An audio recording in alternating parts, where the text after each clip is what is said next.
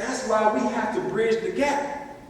Because generationally speaking, see, if there was a problem, where's the other transparency? Is that right here?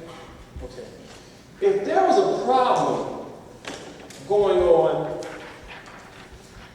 in, let's say, and I'll do it this way to make sure you're able to see it as I write it. If there was a problem going on in great-great-great-grandma and grandpa's time, and we know that great-great-grandma and great-grandma, grandma, mom, and after mom comes who? You. Well, if there was a problem, conflict, or issue going on, and it was never resolved in their time, when the next generation comes, is that problem, conflict, or issue going to get smaller or bigger? It's going to get bigger. But you want to consider technology, you want to consider the time, whatever you want to consider to affect it, it gets bigger. When the next generation comes, smaller or bigger? Bigger.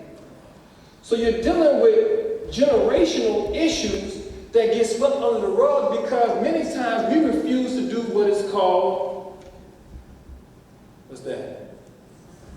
What's that, everybody? Science. Now, I'm not talking about just chemistry, biology. I'm not speaking on that level.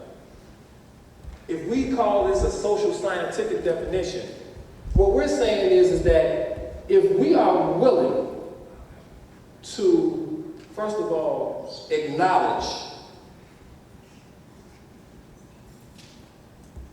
mistakes, and if we're willing to correct errors, and we're talking about our own personal lives. A lot of times things that come out of us when it comes to our relationships with students and even in your own personal relationships, how many of you all ever seen, even in your own family, like nieces and cousins and nephews, you see someone younger than you, they do something and it upsets you, but when you think about it, you did the same thing. I mean, honestly, whoever had that experience before? Where you see someone younger and they're doing something that you like, hate. When you think about it and someone reminds you, you know, when you were 14, you did the same thing. When you were 18, you were doing the same thing.